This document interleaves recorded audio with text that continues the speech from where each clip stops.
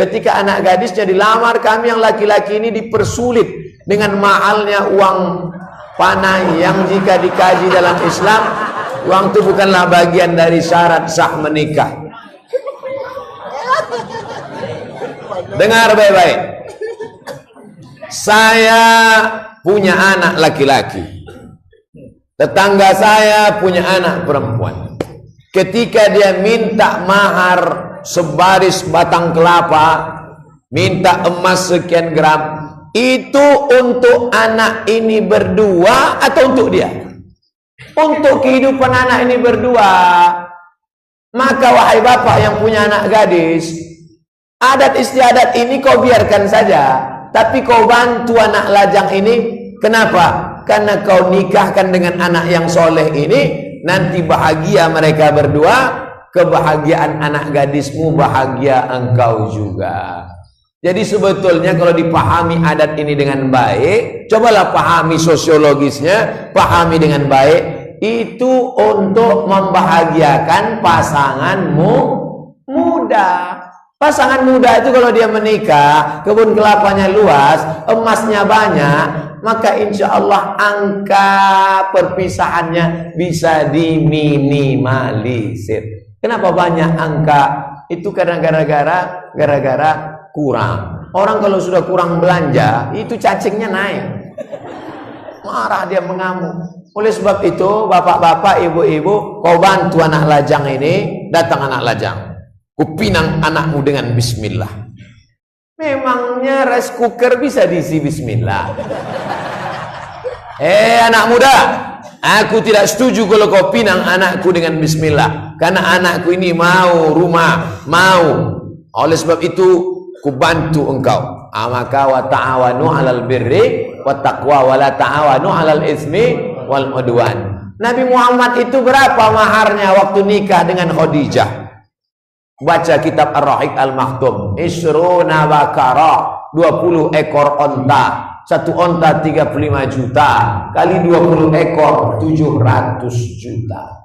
Ada orang Kuala Enok minta panai 700 juta. Belum ada lagi kan? Nampaknya Ustaz Somad ini tidak menurunkan harga mahar ini. Kedatangannya malah menaikkan harga mahar. Mahar tetap tinggi, tapi orang tua saling membantu. Nanti yang senang anak menantumu juga. Betul? Al-mu'minul qawi, anak muda yang kuat ekonominya, kuat kebun kelapanya, kuat emasnya, khairun, lebih baik. Wa habbu ilallah. Wahai bapak-bapak yang punya anak gadis, engkau punya duit banyak, kau bantu anak-anak lajang ini, maka insya Allah kuatlah umat, kuatlah ekonomi anak-anakmu. Insya Allah di Kuala Enok kalau ada orang bagi-bagi duit, mana laku?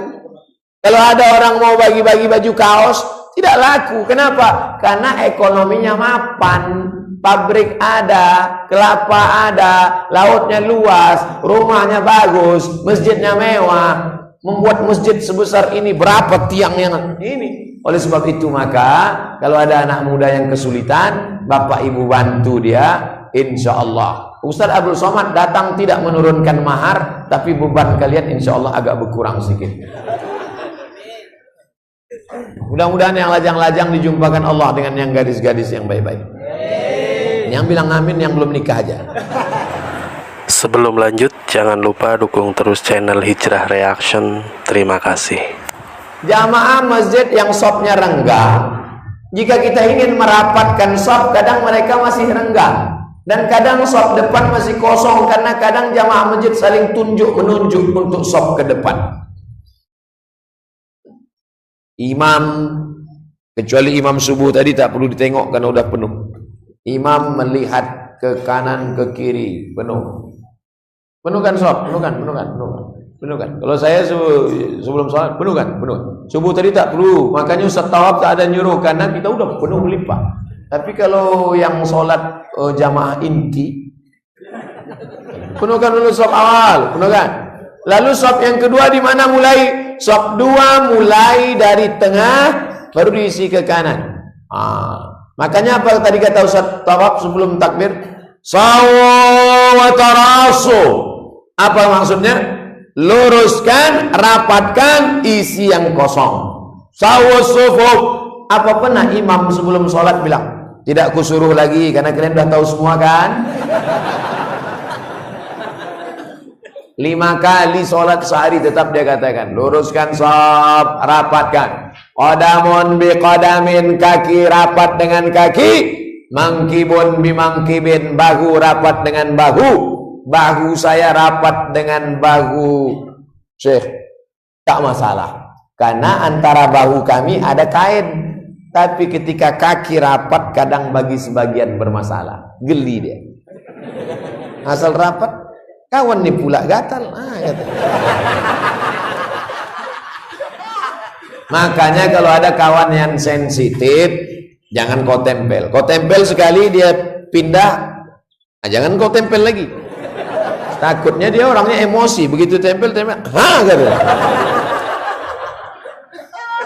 Bahu agak-agak dekat saja, jangan sampai jauh. Rapatkan, rapat bahu dengan bahu, rapat. Sob, ini penting. Inna taswiyatas sufuf min tamamis shalah. Tidak sempurna sholat berjamaah sebelum rapat, lurus dan penuh shaf. Insya Allah, tengoklah karpet kita sudah bagus. Di tempat lain susah meluruskan shaf. Kenapa? Karena tak tahu mana shaf. Sholat di atas semen. Ini tinggal rapatkan di ujung karpet, lurus. Karpet cantik. Di masjid lain karpet warna hijau. Di sini sengaja dibuat merah. Kenapa merah ini? Supaya waktu sedekah ingat duit warna itu. Makanya kalau sedekah di masjid ini jangan nengoknya ke atas.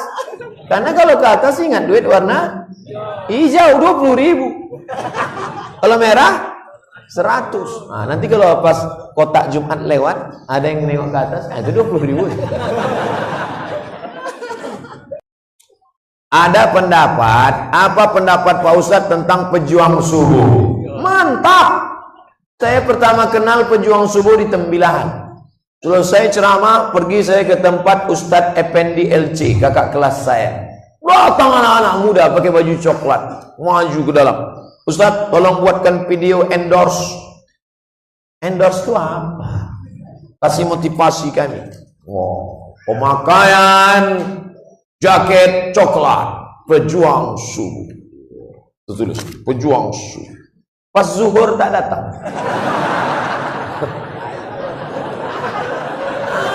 Apalah kalian? Zuhur kenapa kalian tak datang? Ustadz, kami zuhur ada yang ke kampus, ada yang ke sekolah. Kami tetap sholat. Oh, itu maksudnya. Kenapa tak dibuatnya? Pejuang 5 waktu, duha, witir, tahajud, tahiyatul masjid. Banyak kali lah. Sholat yang paling berat adalah sholat subuh. Maka pejuang subuh maksudnya, sedangkan subuh saja dia datang, apalagi subuh. Jangan buat pejuang maghrib. Maghrib tak perlu diperjuangkan, tetap ramai. Apalagi pejuang Idul Fitri. Mantap pejuang subuh. Lanjutkan. Pejuang subuh Tanah Merah, mana dia? Berdiri pejuang subuh Tanah Merah. Tunjukkan jaketnya. Takbir. Selamat saya ucapkan kepada pejuang subuh Tanah Merah, Kuala Eno, Indragiri Hilir. Semoga tetap istiqomah sampai akhir hayat. Assalamualaikum Pak Ustadz. Apa yang harus kami persiapkan sebagai generasi milenial yang katanya akan menjadi pemimpin di masa akan datang? Bagaimana kami sebagai generasi milenial mengatasi hoax yang sering terjadi pada masa sekarang? Rupanya mikrofon di Kuala Eno ini harus 2, satu untuk ceramah, satu untuk tanya jawab. Baterainya udah habis.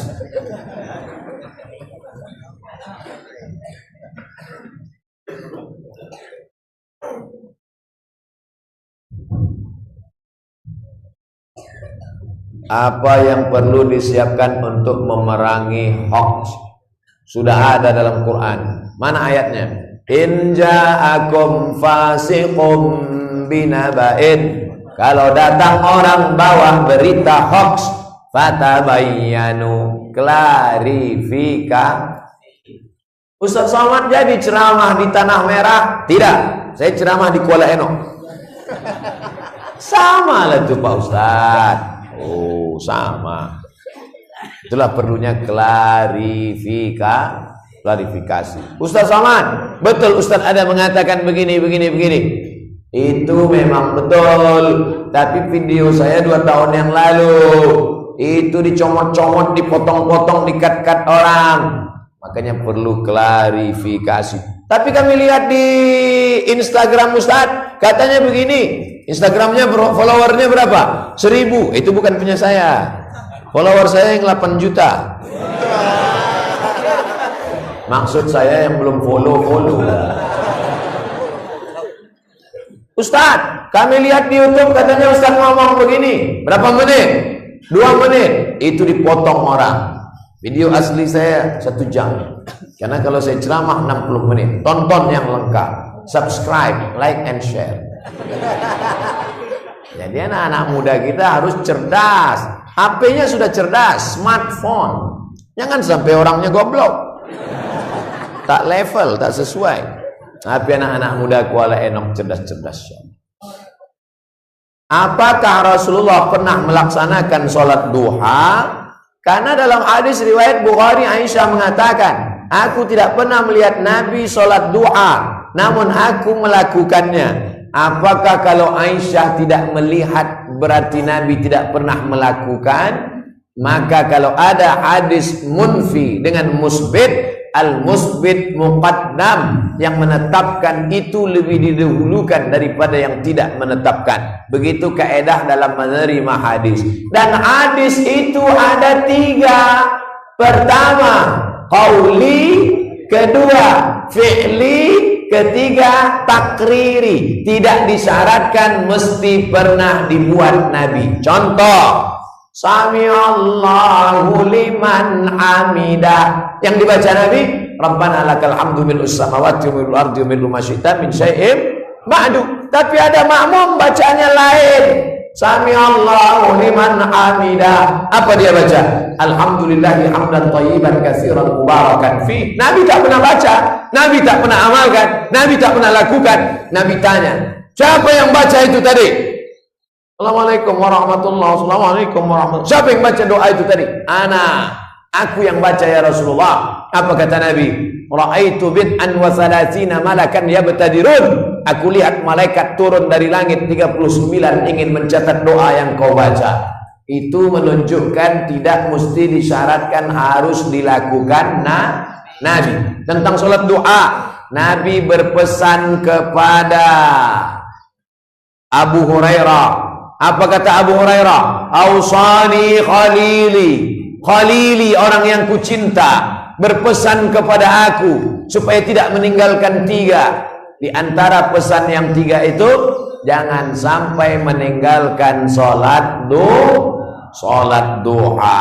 Adakah hadis Aisyah tentang Nabi sholat duha? Ada. Mana? Karena Rasulullah sallallahu alaihi wasallam yusalli.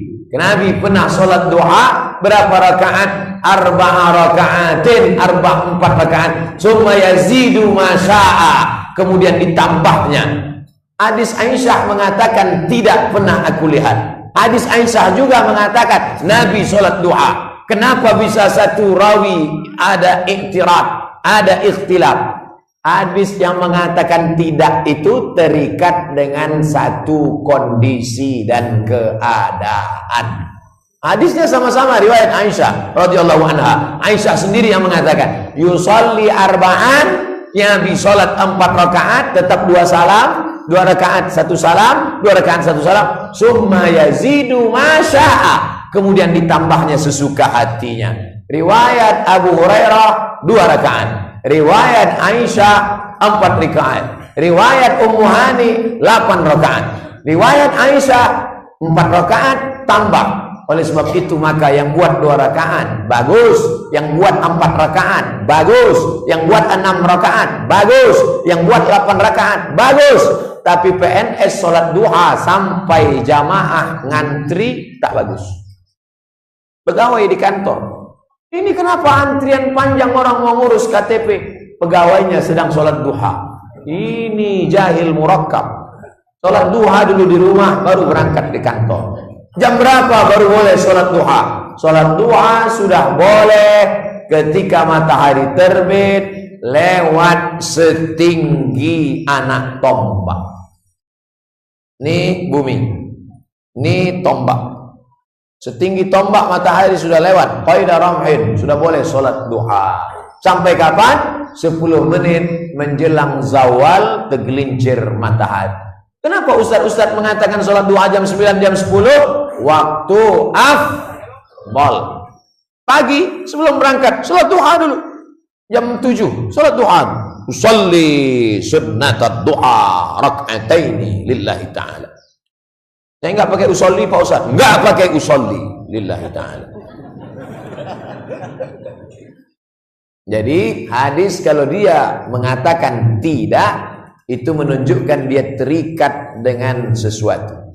Kalau ada dua hadis yang kontradiktif dibahas oleh Imam Syafi'i dalam kitab Mukhtaliful Hadis, Ikhtilaful Hadis. Kitab yang paling tua membahas tentang ikhtilaf hadis, tulis Imam Syafi'i. Judulnya Mukhtaliful Hadis. Maka yang musbit, yang mengatakan ada, lebih didulukan daripada yang manfi, yang mengatakan tak ada. Begitu kaidah.